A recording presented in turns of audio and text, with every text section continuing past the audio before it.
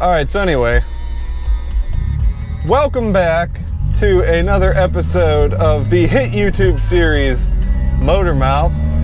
I am your host, Tim Swartz from Tim Swartz's YouTube channel. And today we're doing something a little different again. And I don't know how this is gonna sound with music playing, and I'm sure that if they hear it, I'll get copyright, so maybe we'll just turn that down. We're doing something a little different again today. Instead of being on my motorcycle, we're in the car. Now, for all of you that don't know, I drive a 2014 Mitsubishi Lancer. There's nothing special about it. No, it's not a Rally Art. No, it's not an Evo. It's just a Lancer. And it is my car, and I love it. I wanted to make a video because of what Chevy did yesterday, and that is the announcement of their 2020 C8 Corvette. And this is a segment where I'm supposed to talk about things like that. You see how this plays out? Isn't that great? The new Corvette breaks their tradition a little bit. You know, for the last 40 odd years that they've made the car, it has been a front engine, like American muscle car. But with this one, they changed it up a little bit. They're going, I'm saying more sporty. So it's no longer a front engine car, it's a mid-engine car, which means you're sitting here, the engine is right behind you. Got that? All right. I've seen on the internet that a lot of people are not very happy about that because they're getting rid of their front engine car or changing it, you know, whatever they want to be mad about. I think they're probably just all mad because they don't have it. I think the mid-engine was a great idea. Not just because it makes it more like the, you know, the supercars, the Lamborghinis, Ferraris, whatever. Obviously those are very top tier luxurious cars, and they're getting up in there into that business at a much smaller price point. So I think, if I remember correctly, the C8 is going to have a base price in the 50,000s or the 60,000s, somewhere right around there. It's about the same price as the 2020 Supra that Toyota's putting out. And I'll talk about that too, because I'm really mad about that, as I think most of the internet is. Kind of compared the two, I guess. So 2020 Supra is a front engine car, obviously. It's supposed to be a revive of the older Supras that everybody loves. At least I thought that's what it was supposed to be, but that's not what they did with it at all. I'm not very pleased with the way that it looks. I think they could have made it look way better than they did, and it was a really big disappointment for me. Not to mention, it doesn't have the Toyota engine. Like, it doesn't have a 2JZ in it. Like, that was iconic to that car. Instead, they went and put the, what is it? It's a BMW motor. Basically, all it is a BMW. We're gonna put side-by-side pictures here of what I think that this car is, just with a Toyota label on it. And I'm very, very mad about it, because they took an iconic dream car that a lot of people like me grew up seeing in the Fast and Furious movies and playing in, like, the race games on my PlayStation. It took a car that really got a lot of people into the whole car scene and the car movement, and it was such an iconic car and they made it something not so great, in my opinion. I'm sure it's still a really cool car. I mean, even just to say you own a Supra is cool, but not happy with it. So let's get back to the real topic here. Switching back to the 2020 C8 Corvette. Mid-engine car. I believe it's got almost 200 more horsepower than the 2020 Supra does. Somewhere between 1 and 200 more horsepower for the same price. And you get a pretty sweet looking car. I mean, it reminds me, it resembles Ferraris and McLarens to a small extent. I think it looks really good. They're gonna sell a lot of them. And I'm really excited to see just exactly what packages it comes in. Because Chevy always does that thing, you know, you get a base model and then you get the crazy things like the ZR1 and the... I don't know why I'm drawing a blank. I'm just having a total DSL dial-up moment.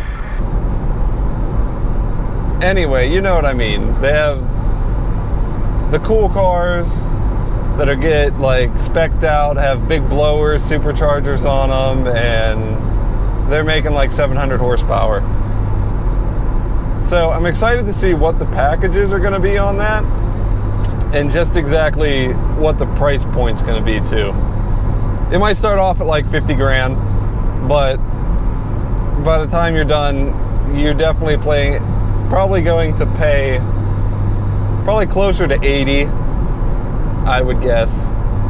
I think that they're going to do really well with this car, and I know a lot of people are a little upset about it, but like I said, I believe that's just people that are stuck in their ways, the Corvette fanboys.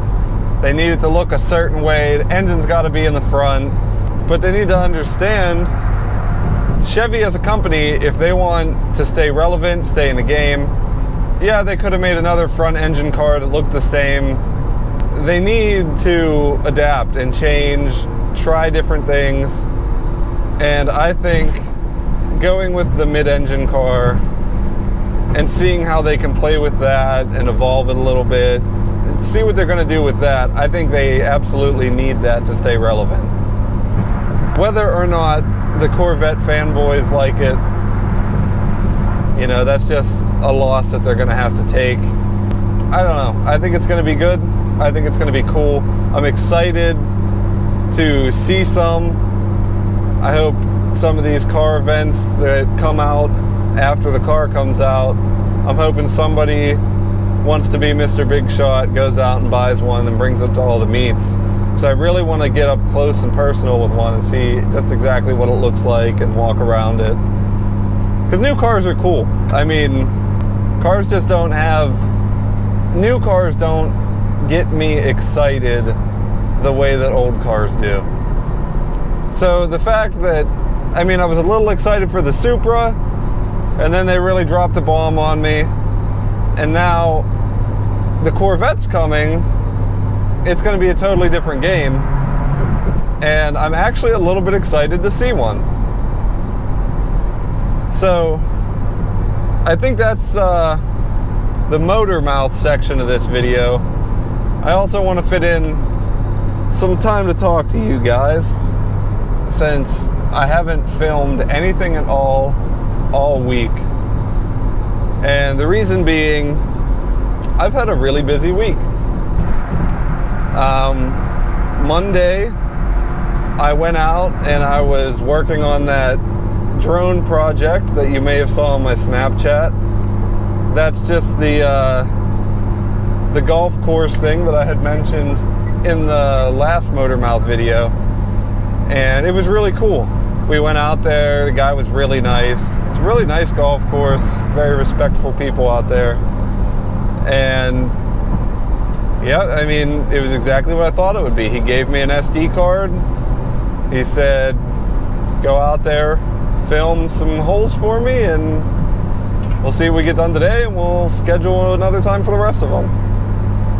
So I think we got exactly half of the holes done, and I thought it turned out really well. Obviously the screen on my camera, or the screen on my phone, isn't going to look exactly the same as when you blow it up and put it on a TV or a bigger monitor and just watch it back. But so that was cool. Did that Monday. Tuesday, I went and worked with one of my buddies from high school. He's making a website for a company, and they needed some pictures. So I went out and I took some pictures for them. And then afterwards, we all went out for some drinks and to hang out and stuff. And we did that the rest of the night. Nothing too exciting, nothing worth filming, but it was fun. That's what I'm doing this week. Wednesday, what did I do Wednesday? I did something Wednesday. I can't remember. I don't know. I went to the gym after work on Wednesday. I remember that. That's another cool thing. I'm back to going to the gym. I'm going every Monday, Wednesday, Friday, which is nice, and I think it's going to be nice for me. So that's good. I'm going to hopefully keep doing that. I think the Monday, Wednesday, Friday schedule will be nice.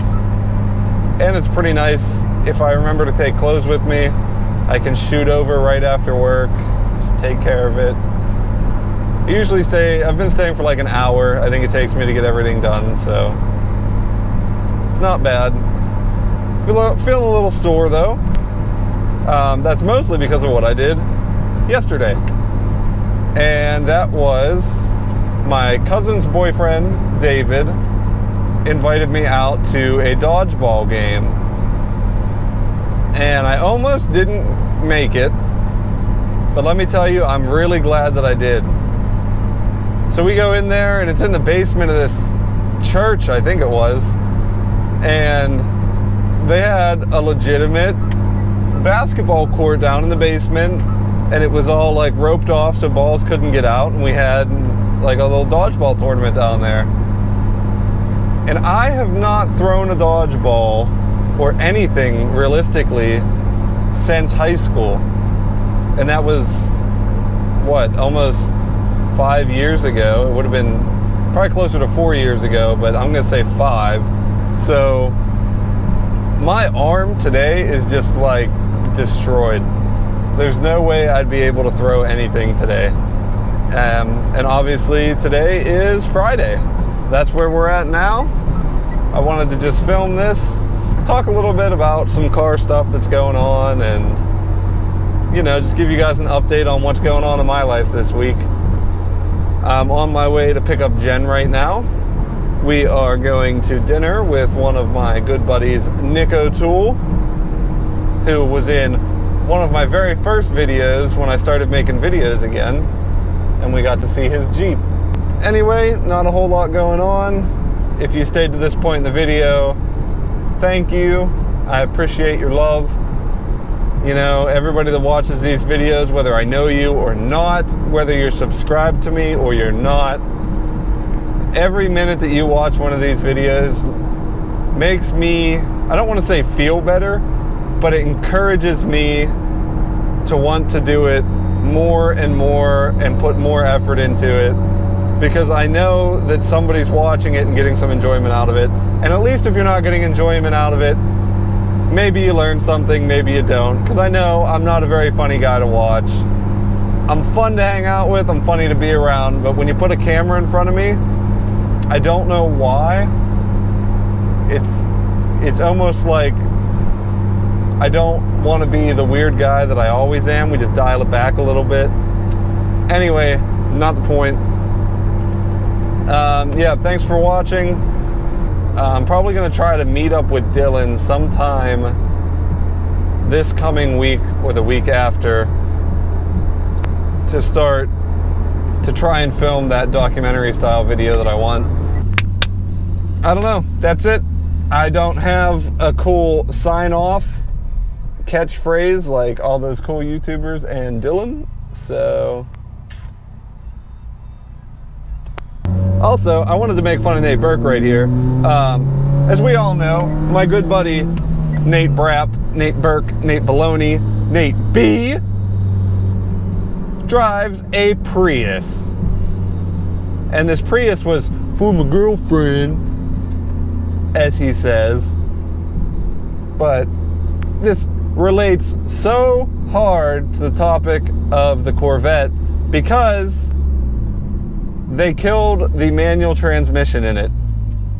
As far as we see so far, they're offering it in a 8-speed automatic transmission with no packages with a stick shift, from what we can see so far. So anyway, So